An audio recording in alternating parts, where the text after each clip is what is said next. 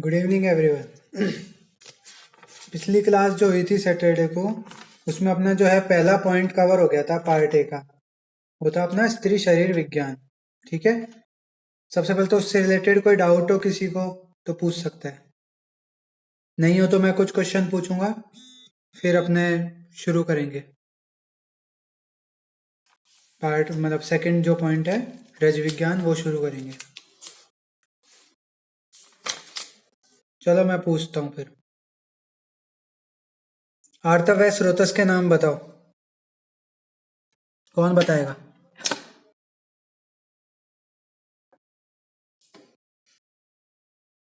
आर्तव व स्रोतस। नहीं आता तो बोलो नहीं आता, ताकि आगे बढ़े।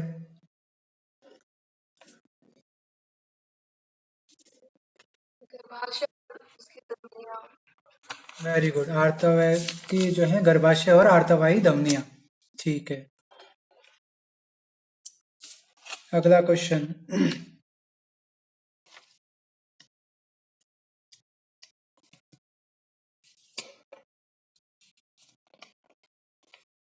गर्भाशय का प्रयोजन बताओ। गर्भाशय का क्या प्रयोजन है?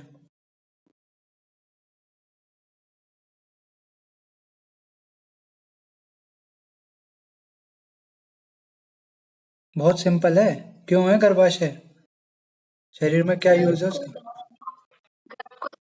बिल्कुल। धारण ही नहीं, जैसे गर्भ को धारण करना, उसको पोषण करना, उसकी वृद्धि करना और उचित समय के बाद जो है निष्कासन करना, ये सारे इसके काम होते हैं। वैसे अगर देखा जाए सिंपल एक एक शब्द में, तो यत्र गर्भस्तिष्ठति, जहाँ पे गर्भ ठहरता है। ठीक है। अच्छा, स्त्री जननांगों में स्थित पेशियां बताओ। ये वो क्वेश्चन है जो सबसे ज्यादा पूछे जाते हैं, इसलिए मैं बार बार पूछ रहा हूँ ताकि आपको याद हो जाए, दिमाग में बैठ जाए। मैं स्त्री जननांग बोला हूँ। स्त्रियों में वैसे तो 20 पेशियां अधिक होती हैं, बिल्कुल सही बोला। हाँ, कौन कौन सी होती हैं?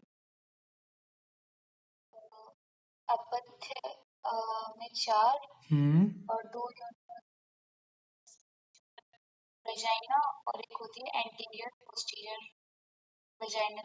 ठीक है, ये तो अपत्य पथ वाली होगी।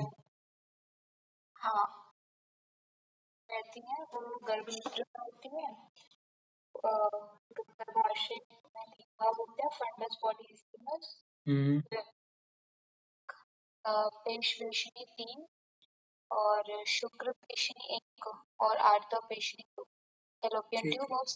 ठीक है, बिल्कुल शाबाश। अब आगे आते हैं अपन। बर्थोलिन ग्लैंड का जो सिक्रीशन होता है कैसा होता है और उसका क्या काम है?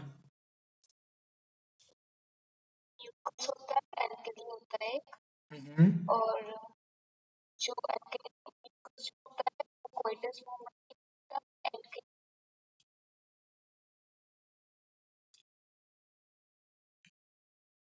स्पर्म मोटिलिटी को बढ़ाता है। ठीक है, वेरी गुड। अच्छा, अब मुझे बताओ।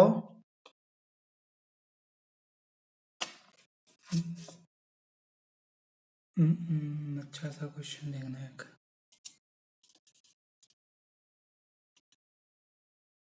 वेजाइना के फंक्शंस तो बता ही दोगे तुम। वेजाइना के फंक्शंस बताओ।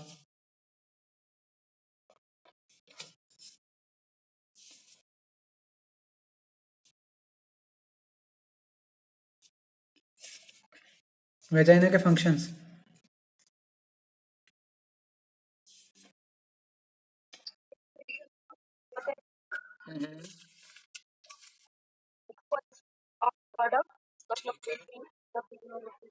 ठीक है। कोइटल एक्ट हो गया, और जो है एक्सटर्नल और इंटरनल जेनिटल्स के बीच जो है कम्युनिकेशन चैनल होता है। ठीक है, बहुत बढ़िया।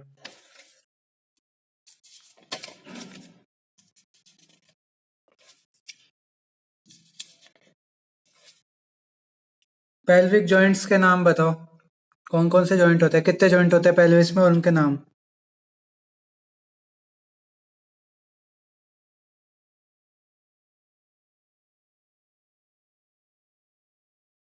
जल्दी बताओ ताकि शुरू करें आगे। आप पेल्विस बोन को एक बार देखो, पीछे की साइड सैक्रम होता है, कोक्सिक्स होता है, आगे की साइड प्यूबिक सिम्फाइसिस होता है, और एक दो इनोमिनेट बोन होती है। जॉइंट किस किस के बीच होगा? एक तो सैक्रम जिस इनोमिनेट बोन से जुड़ जाए तो सैक्रोइलियक, ठीक है, दो तो सैक्रोइलियक जॉइंट हो गए। एक आगे दो प्यूबिस जुड़ के प्यूबिस सिम्फाइसिस बना रही है, वो जॉइंट हो गया। और एक सैक्रम और कोक्सिक्स आपस में बना रहे हो, सैक्रो कोक्सिजियल जॉइंट हो गया। बस, इसमें ज्यादा सोचना ही नहीं है। ठीक है। पेल्विक कैविटी में कौन कौन से ऑर्गन प्रेजेंट होते हैं, ये भी पहले क्वेश्चन आया हुआ है 2 नंबर का। तो आप बता सकते हैं कौन कौन से ऑर्गन होते हैं? हाँ,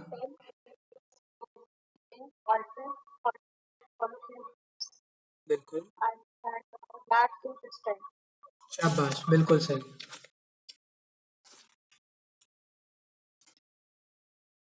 ठीक है। अच्छा, कौन सी पेल्विस है जिसका है ना ऑब्स्टेट्रिक्स में डायरेक्ट है ना यूज होता है? ट्रू पेल्विस या फॉल्स पेल्विस?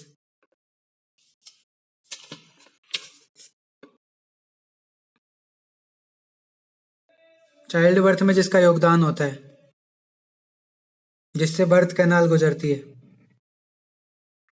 ट्रू पेल्विस या फॉल्स पेल्विस?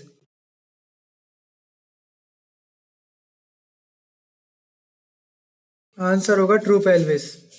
ठीक है।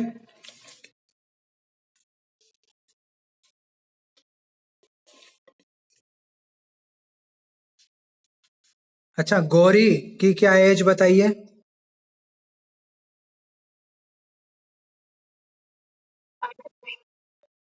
और कन्या की?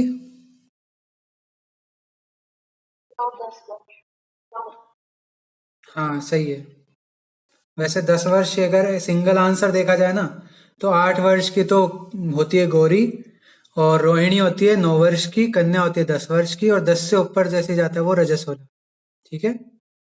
चलो, बढ़िया। तो आज का अपना टॉपिक शुरू करेंगे अब। ठीक है, अब तक जो थे ना, उसमें इंपॉर्टेंट क्वेश्चन मैंने आपको बता दिए क्या क्या पूछे जाते हैं जनरली। इंटरनल और एक्सटर्नल जेनाइटल का है ना जो क्वेश्चन 10 नंबर या 5 नंबर या 20 नंबर में से कुछ भी पूछा जा सकता है। पूरा अगर जेनाइटल्स पूछ ले, फीमेल रिप्रोडक्टिव सिस्टम, तो वो 20 नंबर में या 10 नंबर में आता है। और केवल इंटरनल या एक्सटर्नल पूछ ले तो वो 5 नंबर से लेकर 10 नंबर तक आ जाते हैं। ठीक है। अब अपना टॉपिक है रजो विज्ञान। अब अपन ने स्त्री शरीर के बारे में जान लिया। अब बच्चे के पैदा होने में सब स्त्री का कौन सा बीज जरूरी होता है? वो आर्तव या स्त्री बीज, तो उसके बारे में अपन पढ़ेंगे, यानी ओवम के बारे में पढ़ेंगे, और अपन मेंस्ट्रुएशन के बारे में पढ़ेंगे। तो इसमें यही है। सबसे पहले इसमें कौन कौन से टॉपिक अपन पढ़ेंगे? डिस्क्रिप्शन ऑफ रज, आर्तव। अब ये रज और आर्तव सिलेबस में दो अलग अलग नाम दे रखे, लेकिन ये दो अलग अलग चीजें होती नहीं है, ये आपस में पर्यायी है। यानी अपन को पहले आर्तव का वर्णन पढ़ना है। फिर प्रथम रजो दर्शन, जो मीनार की अपन मॉडर्न में पढ़ते हैं, वही है प्रथम रजो दर्शन। पहली बार मेंस्ट्रुएशन स्टार्ट हुए हैं। फिर आता है रजस्वला चर्या। रजस्वला क्या होती है? जिसका मेंस्ट्रुएशन चल रहा है, ठीक है, पीरियड्स चल रहे हैं, वो रजस्वला चर्या मतलब क्या उसका रूटीन होना चाहिए उस दौरान। फिर ऋतुमती स्त्री लक्षण, जिसके पीरियड्स खत्म हो गए उसके बाद का जो टाइम होता है उसको ऋतुमती जो पीरियड होता है, ठीक है। तो ऋतुमती स्त्री के लक्षण, उस वक्त जो है क्या लक्षण दिखाई देते हैं। फिर ऋतुमती चर्या, उस वक्त कौन सा रूटीन फॉलो करना चाहिए। और ऋतुकाल, ऋतुकाल क्या है?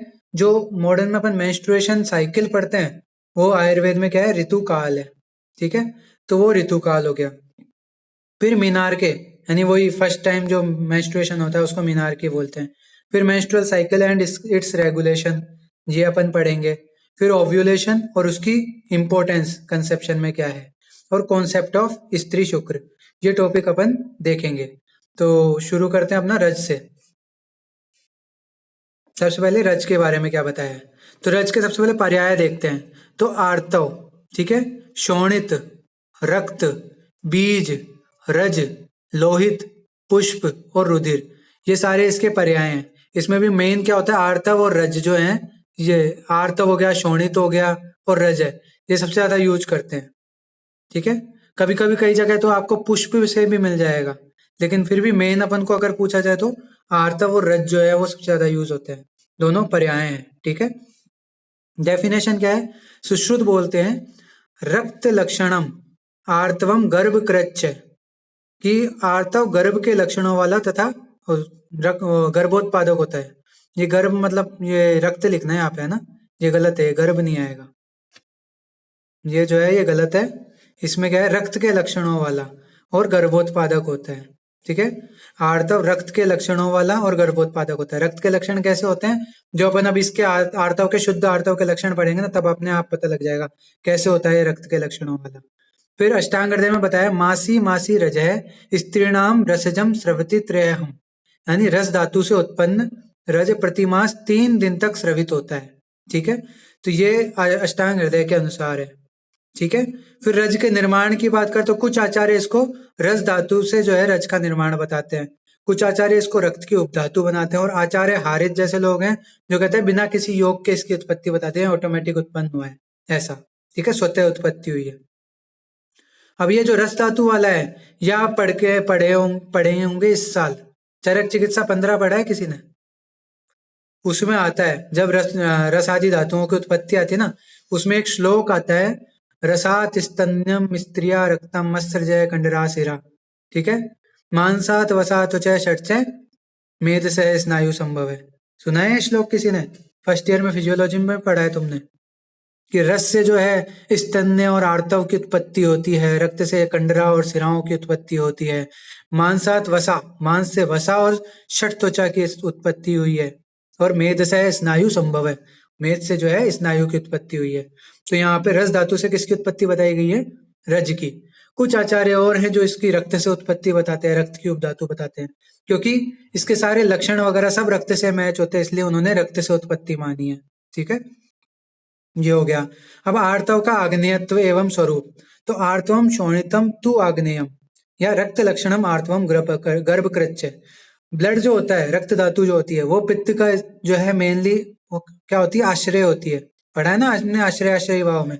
तो वैसे ही है कि रक्त के समान गुण वाला होने के कारण आर्तव भी कैसा है, आग्नेय प्रकार का, और शुक्र कैसा होता है, सौम्य प्रकार का। तो यहाँ पे बताया आर्तव जो है वो आग्नेय होता है और स्वरूप में रक्त के लक्षणों वाला होता है और गर्भ की उत्पत्ति करने वाला होता है। ठीक है, तो ये हो गए आर्तव का आग्नेयत्व एवं स्वरूप। फिर आता है रजो दर्शन एवं रजो निवृत्ति। रजो दर्शन मतलब मीनार की, जो, और रजो निवृत्ति मतलब मीनोपोज। तो तद वर्षाद द्वादश ऊर्ध्वम याति 50 क्षयम, तो तद वर्षाद, वर्ष द्वादश ऊर्ध्वम, कि 1 वर्ष से 12 ऊपर, यानी 12 वर्ष जो है इसमें क्या है, मीनार की रजय दर्शन की बता रखी है। और 50, 50 किसको बोलते हैं, 50 को। तो 50 क्षयम मतलब रजो निवृत्ति की एज जो है 50 वर्ष मानी गई है। तो रिप्रोडक्टिव एज कितनी हुई आयुर्वेद का अकॉर्डिंग, 12 से 50 वर्ष। ठीक है, इसमें कम भी हो सकती है और ज्यादा भी हो सकती है, डिपेंड करता है महिला की फिजिकल कंडीशन पे, उसकी जेनेटिक जो है कंडीशन पे।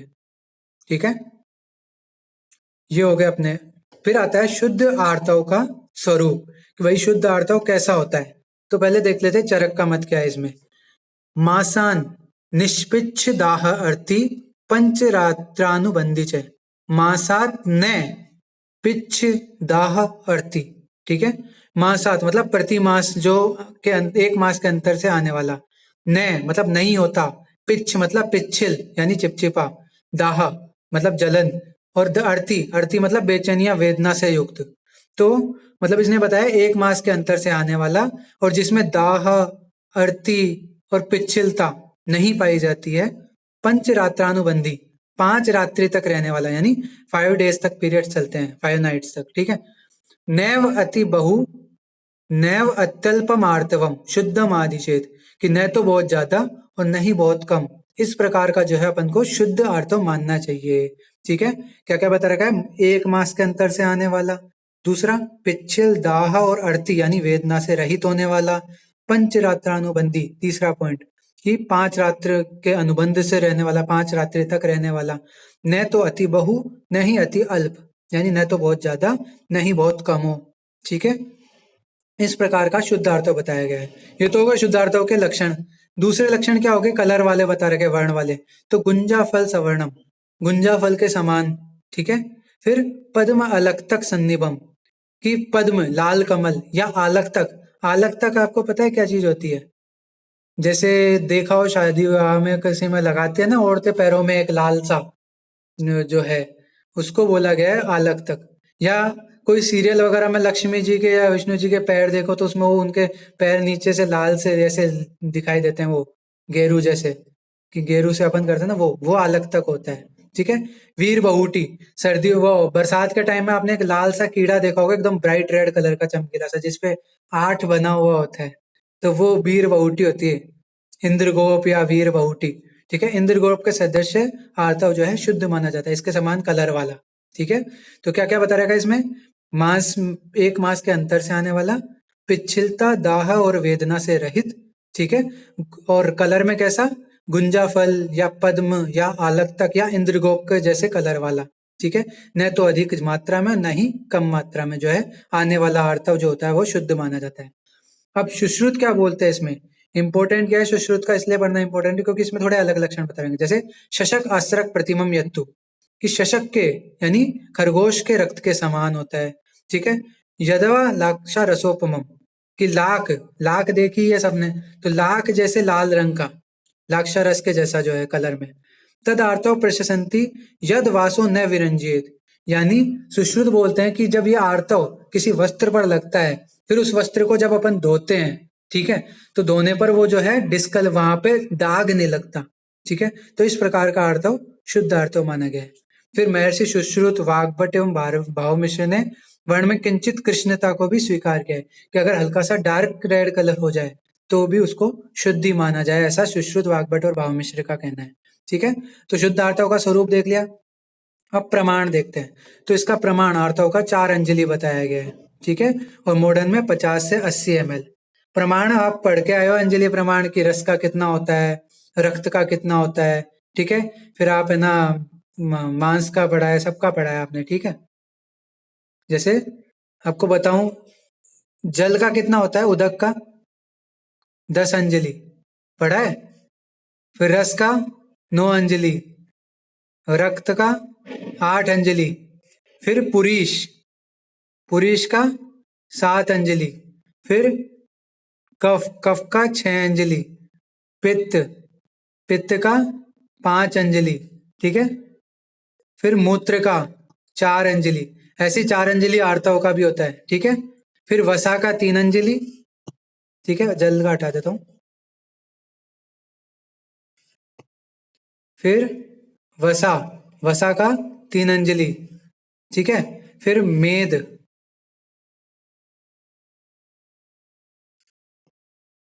मेद, मेद का 2 अंजलि और मज्जा का 1 अंजलि। ठीक है। इस प्रकार से जो है प्रमाण बता रखे हैं, अंजलि प्रमाण आपने पढ़े हैं फिजियोलॉजी में। तो आर्तव का प्रमाण इस तरह से कितना बताया गया है, 4 अंजलि। ठीक है। तो आर्तव का प्रमाण वाग्भट ने 4 अंजलि बताया। मॉडर्न में 50 से 80 ml जो है नॉर्मल वैल्यू होती है। ठीक है, ब्लीडिंग की, मेंस्ट्रुअल ब्लड की। तो ये हो गया।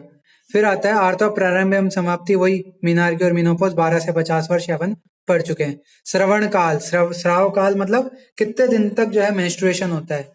तो अष्टांग हृदय का मैं कहना है कि 3 दिन तक, हारित और बेल का 7 दिन तक, चरक का अपन पढ़ ही चुके, पंचरात्रानुबंधी।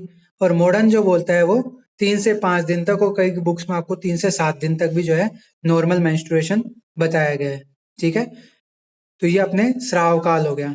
फिर आता है भाव प्रकाश में स्वल्प प्रवृत्ति 16 दिन तक होने पर भी वातादि लक्षणों से मुक्त होने पर शुद्ध आर्तव बताया गया। यानी भाव प्रकाश बोलते हैं कि अगर 16 दिन तक लगातार हल्की हल्की ब्लीडिंग हो रही है, ठीक है, लेकिन वो जो दोषों से युक्त नहीं है, तो फिर उसको भी शुद्ध रक्त माना जाएगा।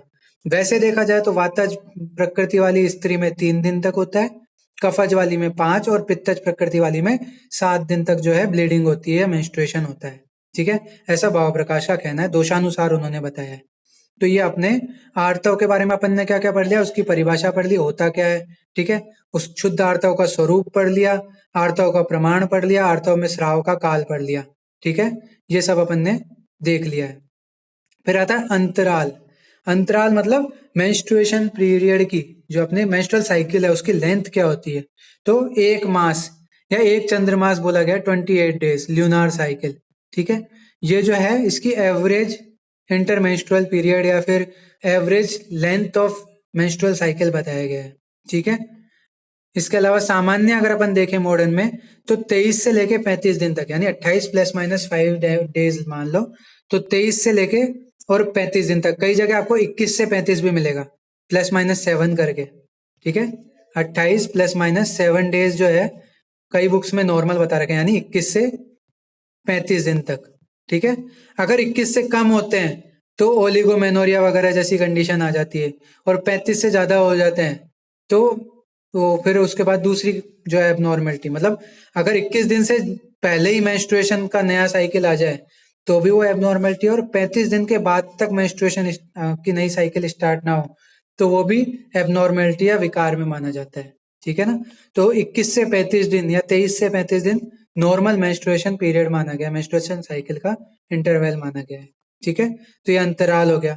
फिर रजस्राव क्रिया, यानी कि मेंस्ट्रुएशन होता कैसे है आयुर्वेद के अनुसार, तो मासेनोपचितम काले दमनिभ्याम तदार्धवम ईशत कृष्णम विवर्णम च वायोर योनि मुखम नयेत, कि यह जो रज या आर्तव होता है गर्भाशय में पूरे माह धमनियों में एकत्रित होता रहता है, फिर उचित काल में वायु इसे योनि मुख की ओर ले जाकर इसे स्रवित करती है।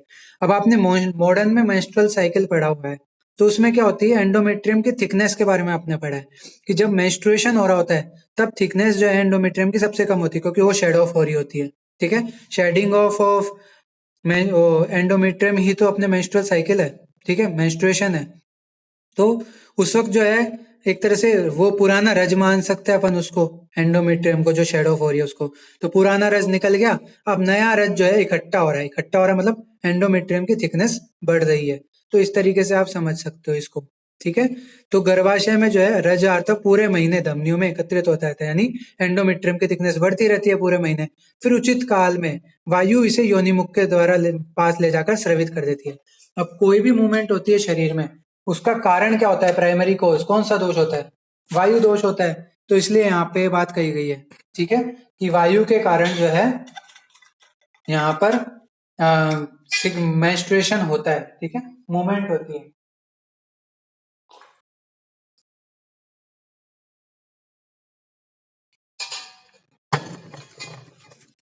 ये तो हो गया मेंस्ट्रुएशन का। इस वर्णन से यह सिद्ध होता है कि यद्यपि आर्तव दर्शन काल सिर्फ 3 से 5 दिन का होता है, परंतु इस क्रिया के लिए गर्भाशय एवं गर्भाशय धमनियां संपूर्ण माह क्रियाशील रहती है। इस बात से मॉडर्न साइंस भी पूर्णतः सहमत है, ठीक है। ये मॉडर्न कोरिलेशन सहित मैंने आपको ये बात बता दी कि कैसे रजस्राव क्रिया हुई, कैसे मेंस्ट्रुएशन हुआ, ठीक है। यह आयुर्वेद का लक्षण बता गया। फिर बता देते हैं अनुषंगी लक्षण।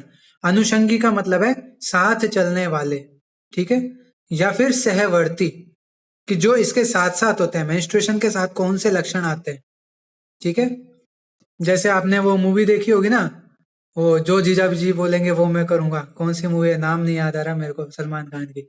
तो उसमें क्या होता है, उसकी सिस्टर की शादी होती है, उसके साथ दहेज में उसका भाई भी चला जाता है। तो वैसे ही है यहाँ पर कि मेंस्ट्रुएशन तो हो रहा है, उसके साथ साथ कुछ अनुषंगी लक्षण भी दिखाई देते हैं जो उसके साथ ही चलते हैं, जैसे वेदना श्रोणी में, लोअर एब्डोमेन में, ठीक है, कटी में जो है स्वल्प वेदना होती है, हल्की वेदना होती है, ठीक है, और उसमें भारीपन होता है, जैसे लोअर एब्डोमेन में जो है भारीपन फील होता है, ठीक है। तो ये लक्षण दिखाई देता है। फिर आर्तव प्रवृत्ति से पूर्व स्तनों में भारीपन एवं संपूर्ण शरीर में भारीपन due to retention of water and salt by oestrogen effect. Oestrogen के फंक्शंस में अपन ने पढ़ा था कि ये रिटेंशन करता है, तब मैंने आपको एक कंडीशन बताई थी, जिसमें मैंने बताया था कि कुछ फीमेल्स होती हैं जिनके जो है प्रॉब्लम होती है, जो वो बताती हैं, एक शिकायत करती हैं कि उनके ब्रेस्ट में टेंडरनेस होती है और बहुत जबरदस्त पेन होता है। तो वो इसीलिए होता है, वहां पर क्या होता है कि फ्लूइड रिटेंशन हो जाता है, फ्लूइड रिटेंशन के कारण जो है वहां पर स्वेलिंग और पेन होता है, ठीक है। तो ये यहाँ पे कारण बताया हुआ है इसका। बहुमूत्रता यानी पॉलीयूरिया जैसी कंडीशन वहां पे उस वक्त होती है ड्यूरिंग मेंस्ट्रुएशन, ठीक है। आलस्य, शिरो गौरव, सिर में भारीपन रहता है, डिप्रेशन, मूड स्विंग्स, ठीक है, संवेदनशीलता यानी सेंसिटिविटी, ये सारे जो लक्षण हैं किसके, मेंस्ट्रुएशन के साथ जो है दिखाई देते हैं। साइंस क्या होते हैं कि जब मेंस्ट्रुएशन होता है, हाँ आवाज आ रही है, बोलो। वाटर रिटेंशन जी, लेकिन एस्ट्रोजन भी ये काम करता है, ठीक है। पर इस वक्त जो हो रहा है ना, प्रेगनेंसी के दौरान तो प्रेगनेंसी को स्टेबल रखने के लिए, ठीक है, और उस वक्त जो है प्रोजेस्टेरोन को प्रेगनेंसी हार्मोन क्यों कहते हैं? क्योंकि वो उस वक्त जो एनवायरनमेंट होता है यूट्रस का, उसको मेंटेन रखने का काम करता है। यानी फीटस को जो भी चीज जरूरी होगी ना, वो प्रोवाइड कराने में वो हेल्प करवाता है। इसलिए वहां पर बताया कि प्रोजेस्टेरोन जो है वाटर रिटेंशन वगैरह इनमें हेल्प करता है। ठीक है। लेकिन नॉर्मल कंडीशन में, जब अनफर्टिलाइज्ड कंडीशन होती है, उस वक्त ये काम जो है एस्ट्रोजन भी करता है। ठीक है। इसलिए यहाँ पे बताया गया है। ठीक है। अब आता है अपने ये जो साइंस में देखा है, तो साइंस में क्या है, रजस्राव काल यानी मेंस्ट्रुएशन के दौरान फीमेल का जो टेम्परेचर है वो 1 डिग्री फ़ारेनहाइट तक कम हो जाता है। कम क्यों होता है?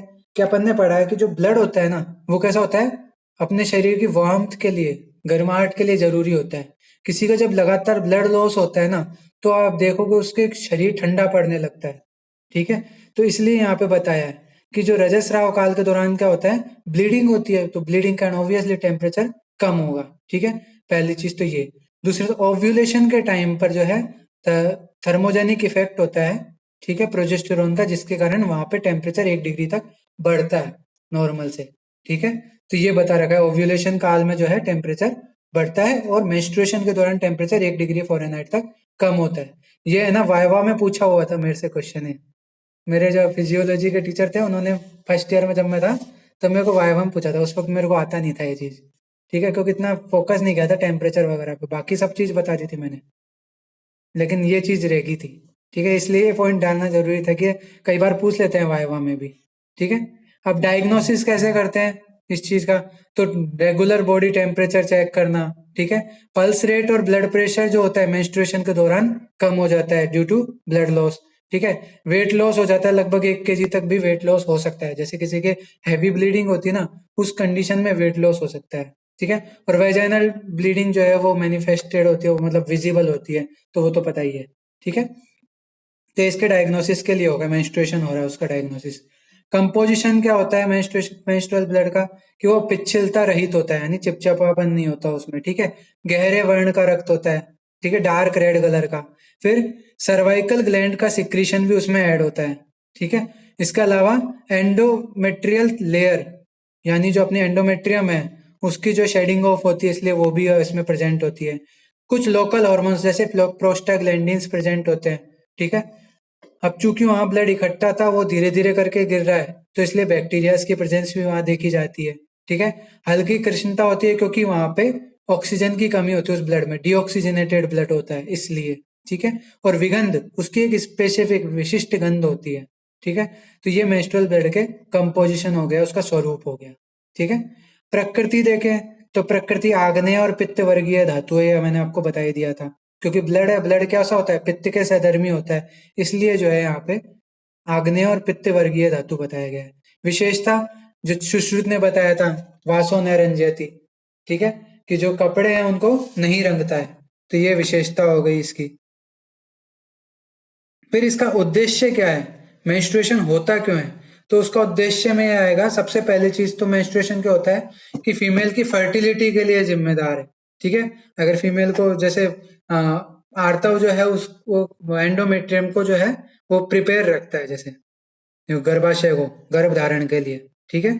तो ये है गर्भ। और इसके अलावा मीनार्की यानी यौवनारंभ का सूचक होता है, और मीनोपोज यौवन समाप्ति का भी सूचक जो है वो मेंस्ट्रुएशन होता है। मेंस्ट्रुएशन हो रहा है जब तक मतलब रिप्रोडक्टिव एज है, मेंस्ट्रुएशन खत्म हुआ मतलब रिप्रोडक्टिव एज नहीं है। ठीक है। प्रजनन स्वास्थ्य का द्योतक, अगर किसी का मेंस्ट्रुएशन एकदम प्रॉपर है, तो वो फर्टाइल है, प्रॉपर जो है सही है उसके सब काम।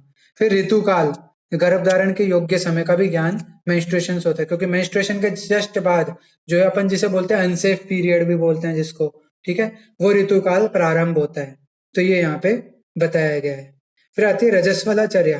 तो एक बार वापस ज्वाइन करना, है ना, क्योंकि बीच में क्लास एंड हो सकती है, तो वापस ज्वाइन करेंगे इसी लिंक पे, फिर अपन बात करेंगे रजस्वला चर्या की। ठीक है।